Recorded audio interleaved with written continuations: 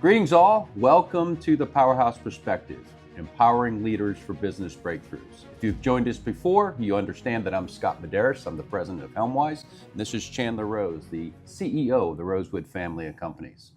In today's discussion, we're going to talk about an area that we recently presented at one of our cohorts, and I found it very, very fulfilling, and so I'd like to share it with all of our viewers and listeners on this particular podcast. So Chandler, you and I just came back from a Helmwise Cohort, and one of the sessions that we had with at the cohort was something on harmony, and really the difference between harmony and balance, because we always talk about a work-life balance. But you presented a session that really had a great impact on me because it put it in a better perspective. And it's not about balance, it's about harmony. So maybe a little review of that particular session for our podcast listeners. Sure. It might be a little more difficult without some without some graphics. For sure. Yeah, I understand.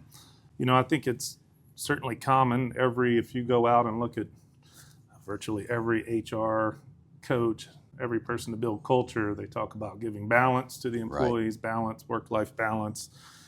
And then you read balance wheels. You have them all over the place on balance wheels of life. And so one of the things as we walked through the cohort, we really started thinking about all the things it takes to be a leader of an organization, all the things that you should be responsible for, from what you're responsible for taking care of yourself, your spouse if you have one, right. Your family, obviously your obligation to lead the entity itself, the employees, the clients that you service and you have business with, and you start trying to balance all that with your beliefs, your rest, your relaxation, all these things.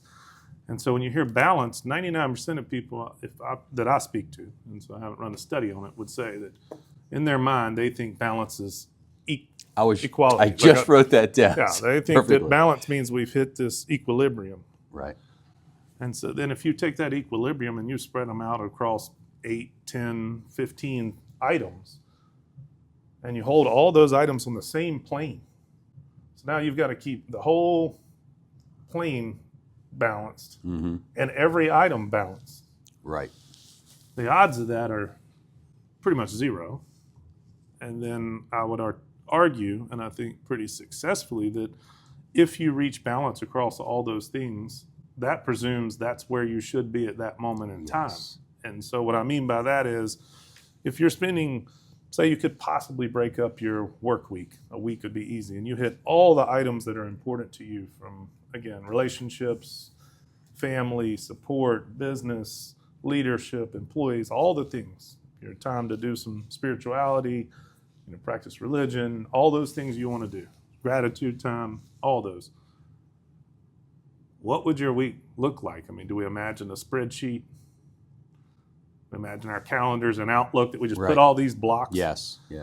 Then throw into that the reality of what's going on in your life. And I think what's gotten a lot of the leaders we brought in to really focus up is, imagine your child is diagnosed with cancer.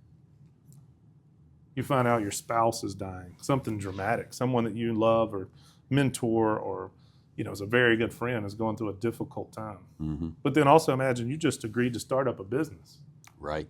And you've taken on these people, you've hired these employees in order to launch this new venture, this new opportunity. You're responsible for the people that you committed to. You're responsible to the employees. They have families. You've set your name out there in your honor. So now where should that quote unquote balance be? And so I think it's just the wrong term. I think that what we came up with, we even went dynamic balance, which I think is more accurate when you're talking about one specific trait, one specific items. Right. Because we say it's dynamic because if you need to go a little more what you would call right rudder, left rudder, mm-hmm. in order to say you got a crosswind or whatever happens to be going on, that's more dynamic and that makes sense. When you put it across all those items, the reality is you need harmony. And harmony has two aspects to it, which I'll try to lay out here. So we know these things aren't on an equal plane. Right. So now you have to start prioritizing them. Right. So once you start prioritizing, again, you take that priority system and you compare it where it should be, not what the health balance wheel you get off the internet says, because the way that it usually rates is You might need to be a 7 to 10 to be in the green. Yes. You're in the yellow. Yes. If you're, below that, then you're in the red.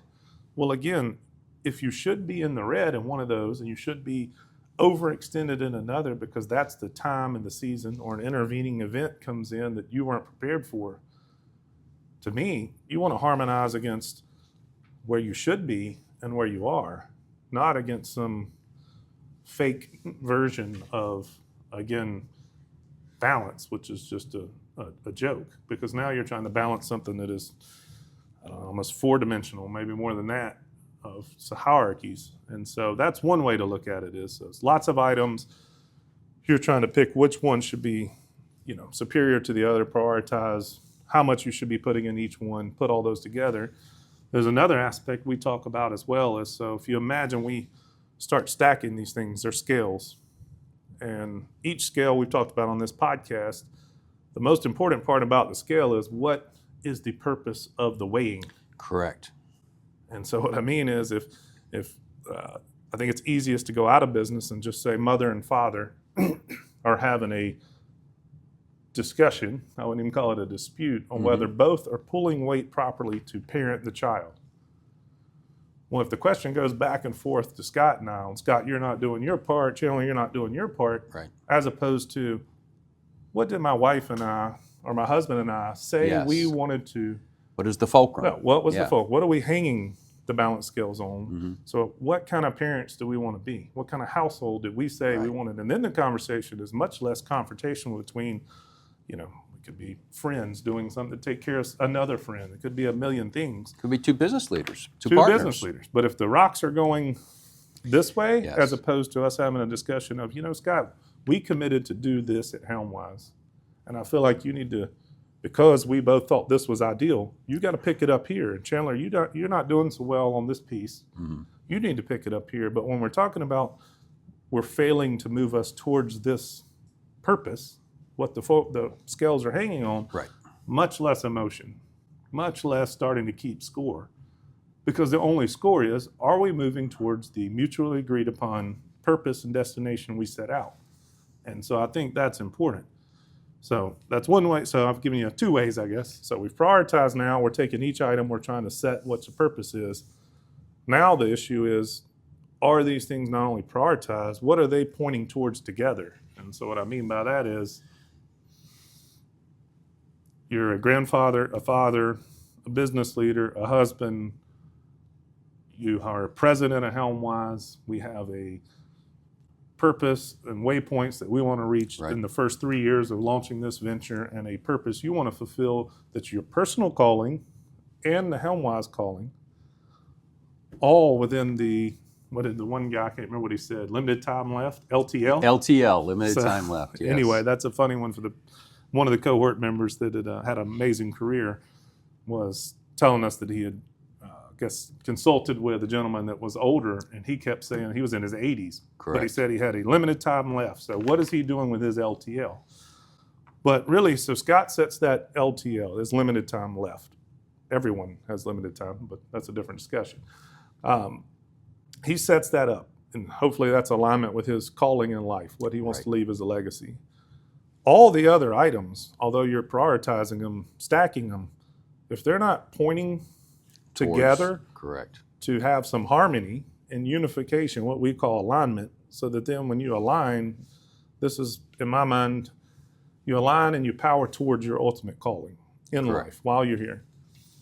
And to me, when you get those dimensions correct, it's almost a Star Wars analogy to me. So we talk about orient. We get all those, so we have all these scales. We've oriented them all to their purposes. We know everybody's communicated. Right. Now we bring them in priority and alignment. And just like the Death Star, it's when you point them all together, it starts charging up. That's exactly right.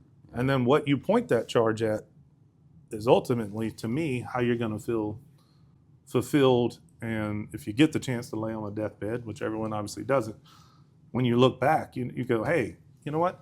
I did all I could to keep moving these things into the proper place. Even if they're off track, bring them back, pursuing towards what I considered my calling in life.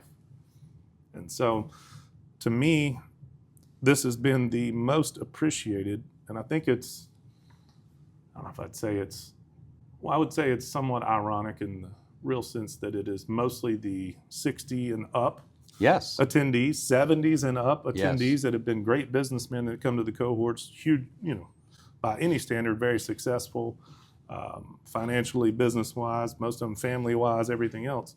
They have gotten the most out of looking at all of these things we're trying to have dynamic balance, harmonizing those, prioritizing them, and trying to align them towards their calling in life. And I think that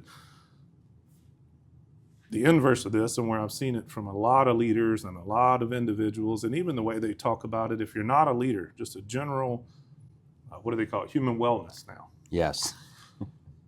They have presented wellness as you need to do your diet this much, you need to do your exercise this Yes. much. And every day you don't do that, it's a failure. And so I think some of it, they look back on their later part, they're in the later part of their career, and they go, one, I let go of some guilt because I can see that it was never supposed to be perfect balance. Two, I have time in the remaining LTL left to reshuffle these. We all get them wrong all the time. It's not the point. The point is they understand, I think at this point, that harmony has to be aligned with the season that they're in. And then that season of life has to be prepared to change dramatically when an intervening event occurs, something we have unexpected, a health scare for yourself, or like I said, family members, friends, COVID in business, economy changes, all these things that happen. The times that we are not in alignment with the world currently tells us, a lot of people feel guilty because on any assessment they take or listening to any podcast, anything on mental health and wellness and all these topics, your goal is this idealistic, impossible balance that everyone throws out. And in reality, I would argue if that balance is not where you should be at that moment in life, the balance is much more wrong.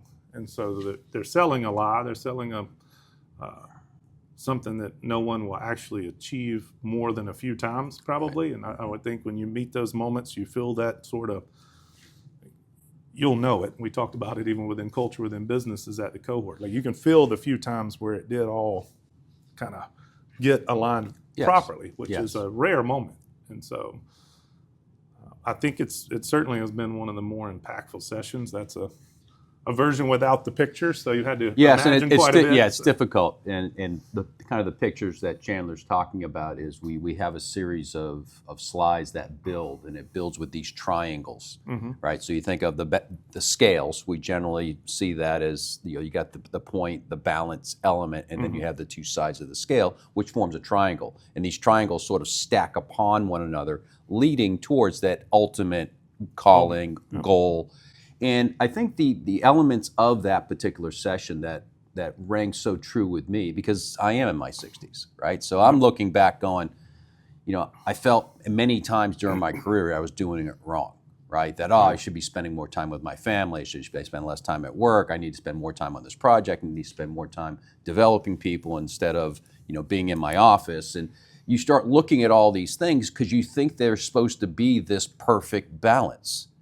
And you mentioned the word guilt, and I actually wrote it down as well, because that's what we feel. We feel guilty that we're not delivering against all of these expectations. I'm supposed to be here. I'm supposed to have the perfect home life and the perfect business and the perfect relationship. And I look back over my career and the number of relationships I have now that are deep beyond my immediate family, and they're not many. And like, oh, wow, I really haven't done a good job of keeping up with my friends and colleagues. Well, where am I in my season of life? And what is it calling for? And so when you presented that session and you talked about harmony versus balance, it started saying, wait a minute, I probably was, because of where I was in that season of life, in balance or had harmony with those things. Yes, I needed to be established in my career. Therefore, I was spending a lot more time at work. Or if I was, getting out of work early, which people say, well, you didn't work very long today. You didn't put in your 12 hours. You only put in 8. But if I were going to coach one of my kids' soccer teams, Well, because that was the need for the harmony at that point in time, right? They were growing up. It was formative time, trying to help them in their athletic successes. That's where time should have been spent. But if I looked at balance, was it 50-50? No, it wasn't. Maybe it was 70-30. Maybe it was 60-40. Maybe it was 80-20 at any particular time.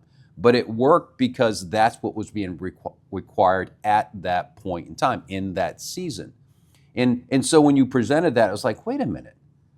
No, maybe I did do it better than I thought I did. Because you can't go back. I call it runway behind me, right? I can't go and recover that runway. And so that leads to regrets and all these negative things. Instead of trying to give yourself a little bit of grace, we talk about that on the podcast as well. We talk about it at the cohorts, is, hey, you got to give yourself a little bit of forgiveness, right? We're never going to be perfect, first of all. Second of all, let's put it in the bigger context. So as we stack up those scales, we can focus on one of those little triangles and really obsess over that one, when in reality, we need to take a step back and say, wait a minute, how is that stacking up against the ultimate triangle, which is our calling, which is our purpose? Right, and even on here where it's harder to visualize without the charts, I mean, what I was thinking about, when you focus too much on one of those things that you're trying to get dynamic balance, again, that balance is still moving. As I thought about the people you see stack all the champagne glasses. Yeah. And so when you if you focus too much on that one and you don't pay attention to the whole rest of the stack, it falls over. And before the listeners think that, oh, this sounds like a great cop-out for where you are in your moment. Yeah. The second thing I challenged the group to do is the same key concept in the big five of running a business, any relationship, any social interaction with your friends, is, did you communicate, not just communicate, I'll go further, but did you communicate with all the people that are on the scales? Correct.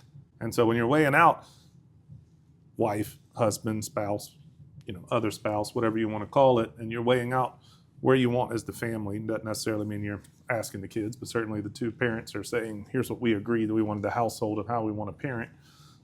Are you weighing out, or at least explaining, when the kids get more involved, and I've spoke about that advice here, is including your kids on the successes when you have to be out pursuing what you all as a family have decided is important. So they need to be in the, if it's more at work and career, or you started a startup and that's taking you away from the kids as much, are they involved and understand, what's going on? So one, do you communicate with the other person, but are they part of setting and agreeing to the purpose? Right. And so if you didn't know those two, certainly the general level of regret that they have, I think society and this idealistic, immature probably is a nice way to put it, but version of what everyone's kind of philosophizing out there, that, this perfect balance wheel that's everywhere. That level of guilt is almost immediate. Like that's I failed based off of any expert I went online. Yeah.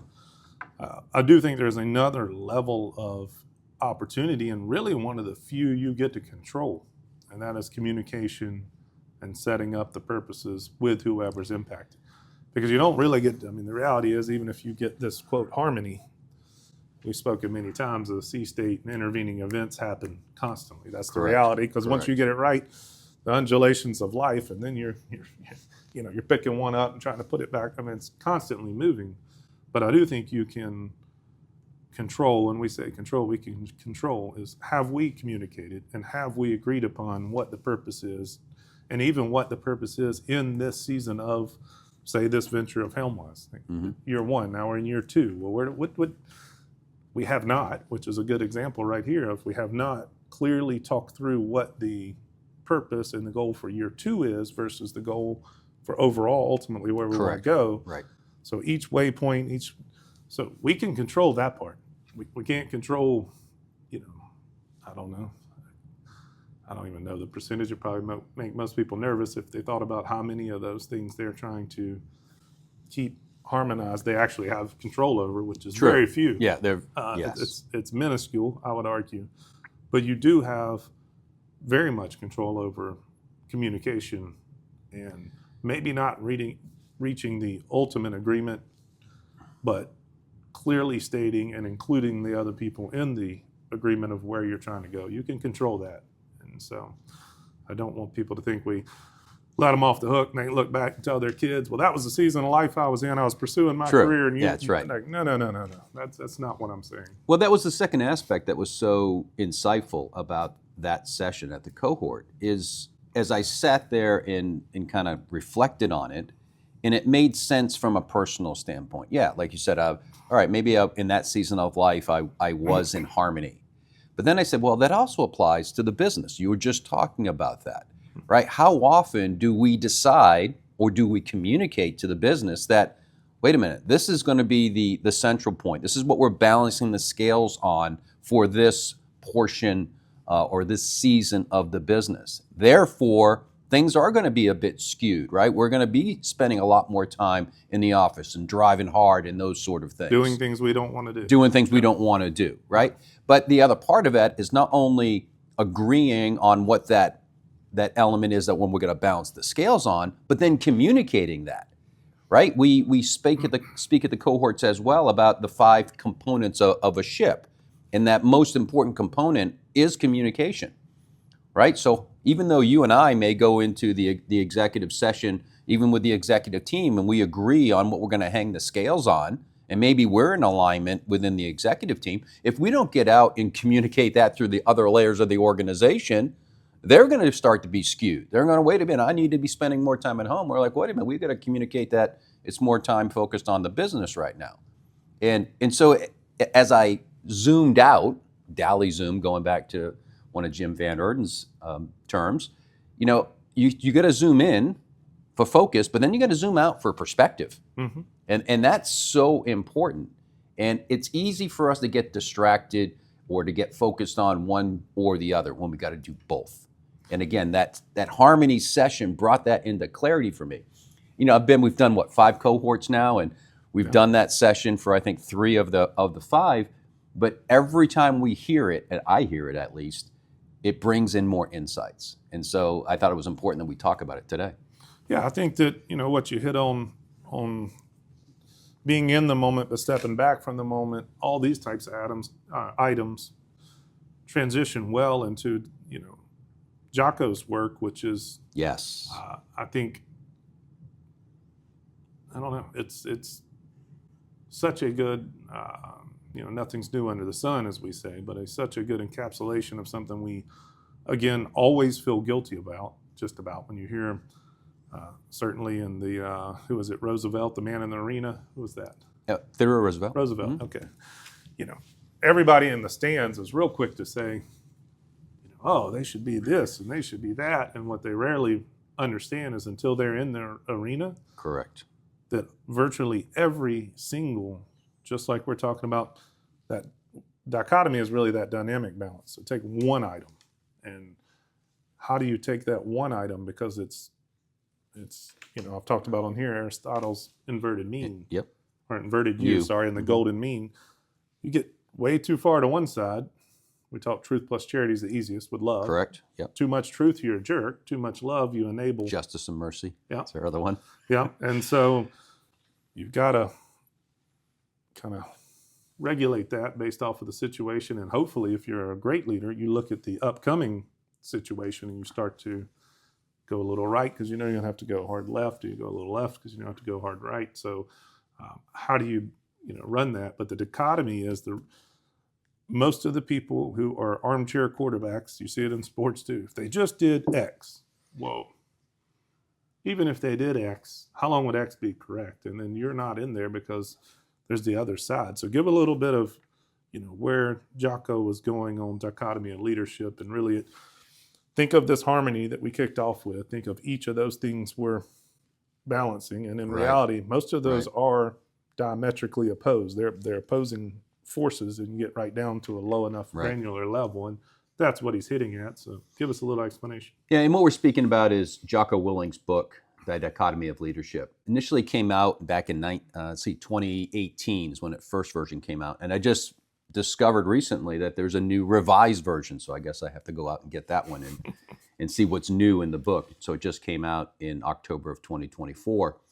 But one of the things that is important about dichotomy, and it goes well with this harmony and this balance, is that Jocko talks about these 12 different dichotomies that a leader is constantly trying to figure out where they are on this continuum. So you got two ends of this scale, or two sides of this scale, and where are you along it? And because the situation is going to dictate you be a little bit further on one side versus the other side, because it is dynamic, going back to dynamic balance. And so it's a dichotomy. You're constantly moving back and forth between those two poles, or you're constantly trying to keep the scales one side versus the other in harmony. And he starts the book with what he calls the ultimate dichotomy number one, which is basically saying you've got to care enough, but you also have to be detached enough. Meaning, in the military context, you got to care enough about your Marines or your soldiers or your airmen or your sailors, that you care a lot about. So you're focusing on them, you're training them, you're loving them, you're doing all the things. But at the same time, you got to be willing to send them to their death. And so, wow, talk about an ultimate dichotomy, right? You care about this group of people, but at the same time, you got to be willing to detach enough to put them in harm's way. And where are you along that scale? You could get very, very protective, or you could be very, very callous and just go off and do it. And so that's the first dichotomy. And we as leaders of businesses are the same way, right? We can get so focused on the business aspect that we lose the human aspect. So we have to care enough about our employees, show them that love, show them the fact that they are an important element to the business. But at the same time, we've got to be a little bit tough, little tough love. That, no, look, you're going to have to work a little bit longer, or work a little bit harder, or you didn't make the standard, or you're not meeting the standard, or whatever the case may be. We've got to be willing to have that dichotomy where everyone thinks that, we want this perfect environment where people come and they feel supported and they can be themselves. Well, that comes at a detriment sometimes to the business. So how do you get both? That support is, think of a medical support, like a brace. It's needed when you're injured and when you're building up strength. But then after that, it creates weakness and dependence. And so, I find it somewhat amusing when I love to hear people who throw rocks at the old biblical stories when they talk about Abraham having to be willing to sacrifice his son. And it's somewhat laughable that they don't get deep enough into thinking about parents have to put their kids out all the time. Mothers especially have to have two daughters. So at some point we have to let her have her first love, what she thinks is love, and know that it's going to break her heart. There you go. But ultimately, in reality, every parent who supports their kid going out into the world, especially signing up for the military and putting their life, that's what you've just done. You have hopefully loved them, guided them, created them enough, and now you've got to send them out and see what happens. But I think that we're seeing a ton of very good data and kind of retrospective look on what happens when you helicopter too much over your children and they become fragile. So it's not an easy answer, but I do think that it is again, kind of an immature look to go, that's the most crazy thing ever, that you had to be willing to sacrifice your children. People in World War II literally sacrificed their children because they went to protect the country and the world for the ideals of democracy and freedom against tyranny and oppression and murder. What do you think you did when you packed the bags and sent your kid off?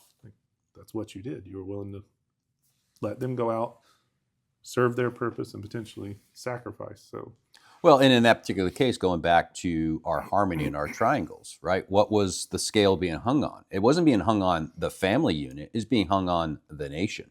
Well, at that point, the world. Or the world at that point, right? Again, so what seemed individually to be out of balance or out of harmony, in reality, when you put it on the larger scale to that balance point, it did make sense. Yeah, and it feeds right into dichotomy number 2, the micromanagement versus hands off. I mean, that's where you have to take your kids off the bike if you're teaching off the kid when they're riding the bike. I was just thinking of that analogy. I ran behind. We did ours in the wintertime, so I had big puffy coats, out of breath, and of course, and running behind the kids forever, and then you have to let go at some point. And so it's no different leading your employees and leading people you mentor or people that you try to coach or have influence on. Right. And so I think that's a great example of what the reality is of when you let go. So it is the micromanagement versus, too hands off, which is irresponsible. Well, but I'm thinking back to that bike metaphor. It's also a great metaphor for business, right? Mm-hmm. So in the beginning, you're kind of wobbling along, trying to keep things in balance, and sometimes you fall over, you make mistakes. But after a while, you get good at the balance. But the thing is, as the more speed you pick up, and as you're looking forward and you're seeing that the road or the terrain is coming to the left or coming to the right, what do? You got to start leaning, right? You actually have to take it out of that straight vertical position, lean in order to get around that curve, mm-hmm. right? So there is a deliberate unbalancing, right? It's not complete equilibrium, anticipation, right? In order to get around the next curve. And then they come, again, bringing it back into balance again. So it's amazing. These things in nature, another thing that we talk about at the cohort is these principles and patterns. How often do we try to resist the principles and patterns when we can just do that? We fight very hard. It's funny because this rigidity and this one right answer, to give another in nature engineering, if you go back and look at what we did to a lot of ancient buildings and churches, and I think the early 1900s, as they went and built all these steel, they were going to save them. So they put all these steel supports on a lot of these old buildings, and they all started breaking apart. Because the reality is, when you tried to fix it in one place, the natural shifts and motion of wind and the ground actually started breaking the buildings apart. So if you study most of the buildings now, the buildings have movement, which is the next one, is time to stand firm and enforce the rules, and there's a time to bend the rules. And so this is Scott's bane of his existence, probably. It most certainly is. If you could zoom in on Scott squeezing of the pen, you would realize that he's like, no, the rule is the rule is the rule is the rule. And that is the case at the moment, which is why I think it has to be relative to the moment. And so before Scott goes on his discussion, even in the cohort, I brought up, I said, Scott trained top class helicopter pilots, just like the Top Gun and Tom Cruise, to do things with their craft that are beyond the limits, and a good amount of them died. And so there's areas when you're getting into pushing the envelope where there is no bending. I mean, that's the reality. There's time and the downside and the risk. There's some areas where that can't happen. I think Jocko's trying to be much more realistic of, on the overall majority of times, there is a rule, but is the rule 100% firm in stone? Yes, it's always struggled it. Well, as we probably the podcast listeners know, I went to a military school. It was very black and white, very regimented. It was a 1 and a 0 sort of environment. And of course, then you go into the Marine Corps and you, again, have that more black and white world. Come out into the civilian world and it's not that way. And I always try to force it into a black and white decision and completely miss the point that it's never black and white. It's always gray. The question is it a darker gray or a lighter gray?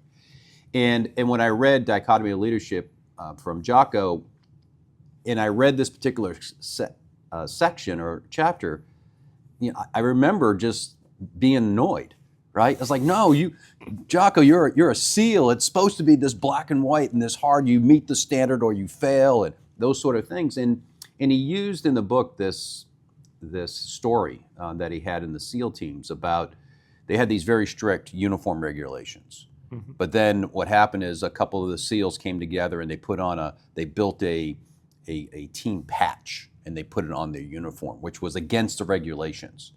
And Jocko had a choice. He could come in and take that off or whatever, but he ended up bending the rules because he saw the importance of the teamwork, right? And so this was a time in which, yes, there is a rule, but he allowed the rule to bend a little bit in order to do it. Now, he didn't allow them to come in and walk around in flip-flops and those sort of things, right? So he knew the limits, but it was a dichotomy, right? Do I take the really hard stand and tell them to take it off the uniform, or do I relax a little bit?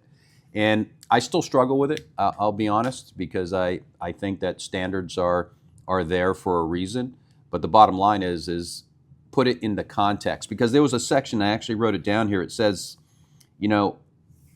never inflexible or uncompromising on matters of little importance. Be hard on the things that are important, right? Be more flexible in the And things you and that I've aren't. spoken, and we could do a whole podcast on this, and we've done it several times. On our but- discussions of yeah, we have this debate often for those of you watching. But I do think it's not only time bound and impact, and you talk little, large, it is a macro versus micro.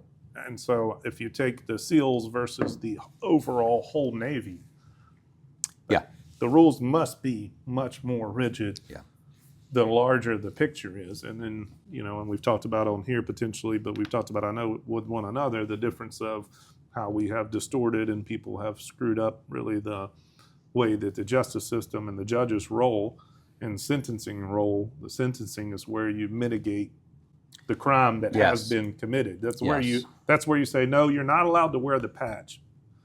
But in this instance, for this family that was trying to take food because they were starving, like, it's still not right. We're not going to change the code. right. But you know what? That's beneficial for that micro level, small thing that's not a macro level. And there's still a limit to that, which Scott and I'll get into, is how many times you do that before you destroy the macro. Yeah, and right, so there's, right. again, this is the whole point of dynamic balance and harmony, is there is no, the hard and fast is a fantasy. Yeah, there is no the answer. No, it's just a fantasy. And so, moving on, when to mentor, when to fire. Ooh, I think that the vast Yeah. majority, certainly the social standard and my standard, so I have landed on the wrong side, I think, mostly out of our desire to have grace through generosity, correct. on not defending what you're shooting for. So when to fire. And that's even, this one came up as well when we were having a discussion. It's even when you're talking about your mental state of gratitude, love, faith, hope, optimism. Most of the people who do really well at that, they don't consume negative television. They don't Right. consume negative news. They don't have people around them I was to say, no, that are yeah. constantly negative. So they do protect, I guess is the way to look at it, themselves. And so the same happens in a culture, in a business, but you also can't create a culture where if you don't meet the standard, immediately you're out. And so again, it's another one of why it's a great book, and certainly a great proposition of the dichotomy is you go perfection, and at least if you're a Christian, there's only one person who's been perfect. And I guess if you're not, then there's none. I don't know, maybe Muhammad for Islam, but there's not. The idea of perfection on earth is, even if you took all the religions, 1 to 15, 20, 100 people, it's not that many of them. So the reality is if you set too fast of a standard, too hard, who's left? Well, but also it comes into the context of business again, right? Because you could have two people who perhaps do the same thing, and the punishment and or the grace could be different for those both. And people are like, well, wait a minute, that's a double standard. Well, is it? Or are you putting in the greater context of that individual? Maybe that individual needed to touch the hot stove, and that was part of their learning evolution, where the other one's already touched the stove a couple times and should know better, right? So it is a dichotomy with almost every single person in the organization. But at the same time, you can't make it so flexible that people don't understand where the boundaries are. No. And wow. But again, when you have those two people and people are observing it from the outside, the Monday morning quarterbacks, and why didn't you do this, do that? That's where the communication comes in again, right?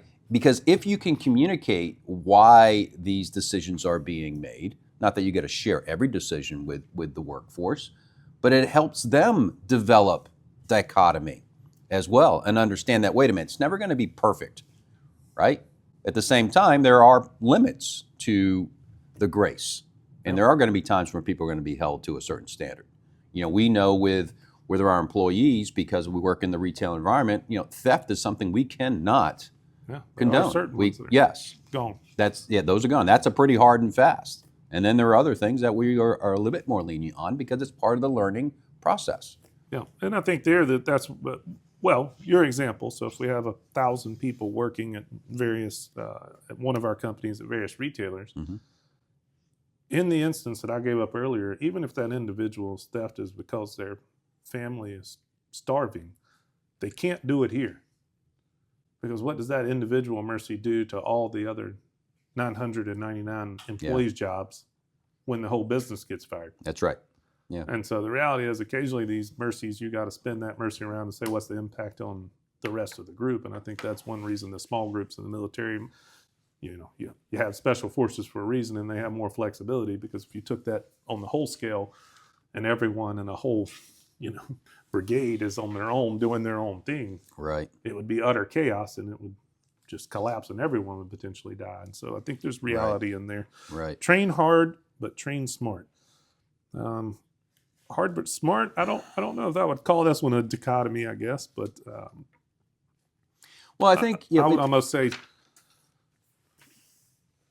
the reality of how long you can push someone to the limit. That's is where I actually was the going. Dichotomy, not That's smart. exactly where I was going. Because in the military, we have a concept called operational tempo, which means you can't have the throttles pushed to the top forever, right? There are going to be times you have to pull back on the throttles and rest. And in the military, we call it the culminating point.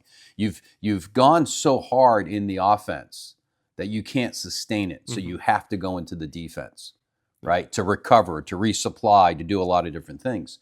And so we, in the business world, and I think this is how I can apply it to what we see is, how hard are you pushing your business to reach that growth goal, right? And if you keep on saying, look, we're going to grow 25, 30, 40% quarter on quarter, can you sustain that, right? And is that smart? Train hard, but train smart, right? Realizing that, look, we can push the people only so far. If we're going to grow like that, we've got to start bringing people on. We've got to start onboarding people. We've got to start doing things in a very smart way so that we can sustain the growth. And so I think that's how I would apply train hard, but train smart in the business environment. Aggressive, not reckless. Ooh, This one comes up quite a bit for us as well, and not from the Jocko's standpoint, but really the exact same point he's making here is two different behaviors that or actually the same behavior in two different situations that we celebrate can be bold and reckless. Yeah, it came up at the cohort. Yeah, comes up virtually every time. Yeah. You're the leader, you're supposed to be bold, you drive, you push, you do these things, you got to be willing to step out, be willing to fail.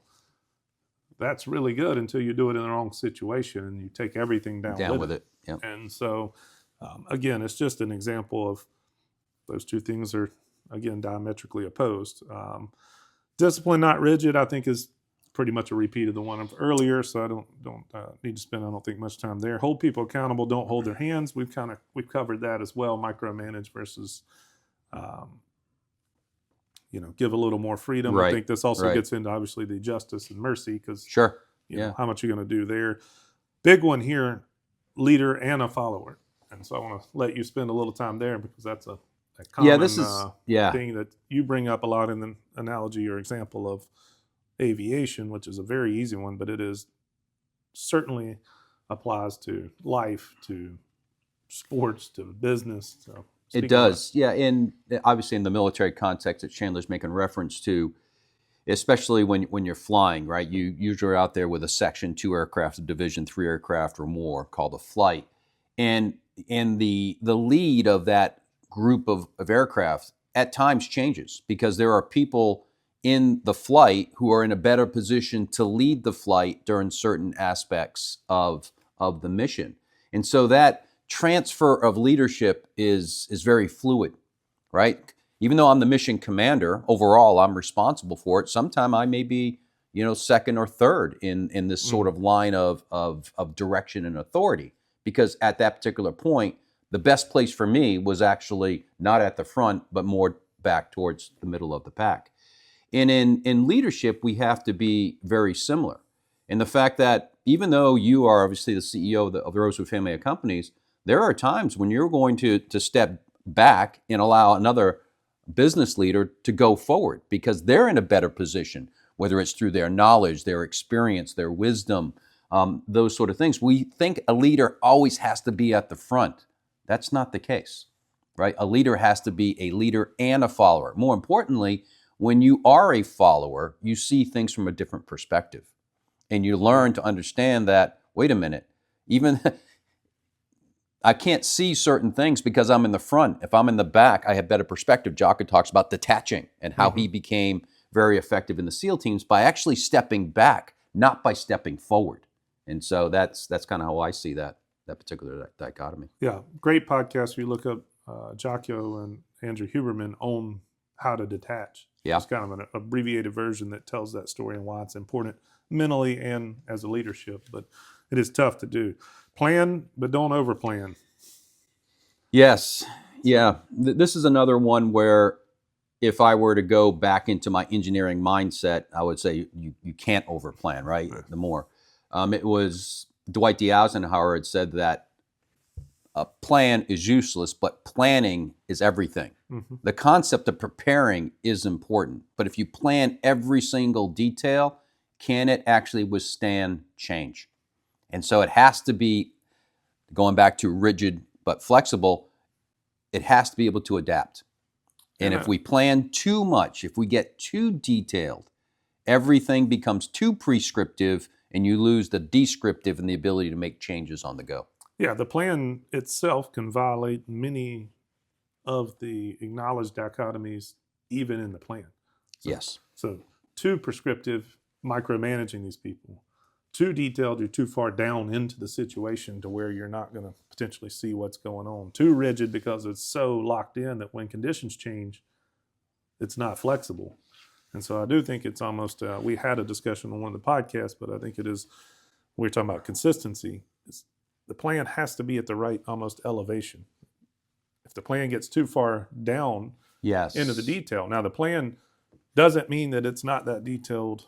I guess the plan is more appropriately described as layered, because at the lower levels, the layer is much more, that what you hand out, that piece of the plan is much more detailed and prescriptive. But you must plan to have people above, to your point, to go, oh, wait a minute, we need to move things around. If you get too rigid, you're in big trouble. There's also a piece of that dichotomy that I want to mention, which is, the need in some circumstances to overplan. And what I mean by that is they try to determine every potential contingency, every potential issue. And I go back into my experience in risk management, right? You want to mitigate risk, but you want to mitigate the risks that have the highest probability of occurring. If I have something that's got 0.1% chance of occurring, how much time am I going to spend on that mitigation plan if the odds are that low? And so we at business also have to look at what things are challenging the business and focus on the ones that have the highest likelihood of happening. Well, and also I think that what we speak about, one of the reasons the sea metaphor is important to us is people try to plan their way around the natural undulations, the market, around people's behavior. Yes. You can't plan out. There is no plan to stop the ocean from having waves. They just give it up. And so I do see people who say, oh, well, let's get a plan to deal with it. That's just that's where you got to realize that the plan has to accept the reality of what the flow is and have some flexibility, but trying to plan out things that are going to happen. Now you can plan out responses when they happen, and that's a little bit different, a little more nuanced, but I'd like to save 11 to last. Save that one for last. Focus but detached. You already brought a piece of it up, and the sort of be in the moment, be able to step back. And if you can't do that, and that's a tough one. And we've mentioned a little bit too about the importance of those around you. And this is the point where you really got to depend on others to say, "Whoa, Chandler, I got to pull you back by the shirt collar a little bit. You're a little bit too close to this problem. You got to back yourself out." And so if we don't have that individual discipline, then we really have to depend on the team around us to remind us that we're getting too focused or we're too detached. Hey, we need you more involved in this. We need to have you be more visible. We need to have you communicate more. That's the same concept of being too focused and too detached. If you're not being seen enough, then you're too detached. But if you're always there and every time they turn, they bump into you, then you're a little bit too focused. Gets almost into the micromanagement we talked about earlier. Well, and it also circles back to where we started the whole conversation of the harmony. So we talked about if you get into one of those scales, you're too far down, you miss all the other ones. Correct. And then if you get too rigid and the scale does need to be dynamic balance, then you've also gotten so tight into there that you don't even notice that there's a curve ahead, and you better move out because you're just so far down That's right. on top of people. And so humble, I don't think you can navigate any of these dichotomies with much success if you're not Yes. humble. And so humble is one that we cover. It's the first state of the captain that's required. It's an area, personally, I didn't think I delivered that well the other day, but humility itself is confident, but he says humble but not passive, but you must be confident and humble. And most people will say that's crazy. Those are opposites, and Right. they're not. And they're not even dichotomies. I mean, so he's probably got this one more right. It is sometimes you got to be passive. Sometimes Right. so he's probably more right, but I think it is a mistake to think that confident and humble are on the two ends of the scale. I think that's wrong. I think that to be humble takes a lot of self-confidence and 100%. a lot of Agreed. sacrifice, because you're willing to take Scott's opinion, to take someone else's into account, to let someone else lead. Correct. So when he's talking about his flight group, just not possible. But I mean, there's other words that I could hit harder that I wrote down. I didn't know Scott was covering this topic today, but I wrote down this morning, so I'll run those even within humility. Bold but meek. We talked a little bit in dichotomy about that, but meekness. I think actually it's another one. Oddly, I think that Jocko and Jordan Peterson do a good job of discussing. But meek is not the same as weak and timid. It's actually having the ability to act and restraining. And so they call it sheathing your swords. You have the ability to use it, but Yes. are you willing to not use it? Steadfast and self-reflective. He covered that as well. But, how do you stay resilient, but then also be willing to look back and go, these are the 10 things I didn't do well. Correct. And be willing to then humbly ask others to help and to correct. Humble for yourself. So there's two sides of humility to self-reflect and humility kind of to know your limitations. Those are two different things, but both part of humility. And so, know your limitations when we talk about that, what's careless and what's not, kind of runs up against the whole idea that is there actually a limitation to too much faith and too much striving upward? I think the recklessness is when you lose the purpose. Correct. And so the recklessness always got to orient. Well, that's why I think that when we use those examples of when it is that reckless or is that bold, almost every time that it's gotten reckless, it's actually you've repurposed. It's for your glory, or it's for just this moment instead of realizing that the story is much longer. So it's time. Yeah, you move the balance point. Yeah, or that risk impacts broader. So I always talk about thinking of proximity as level one. So I need an immediate response for this action. How does that spread out to the rest of the whole unit or whatever it is? And then how does that spread out over time? And so I think that it's a misalignment of priority or glory. But I do think that values are the big thing here that you should be regulating with. And I think they have to have virtues, chivalry, and they have to be values that you set out for others to hold you accountable to. And so, I'd written, which is funny, is in his book as well, but laws that help you focus and build people up versus laws that stifle and crush people. And so if you're... Crush versus crave is what Patrick Lencioni would say. Is exactly right. But I mean, the analogy we use is that same one from where we started.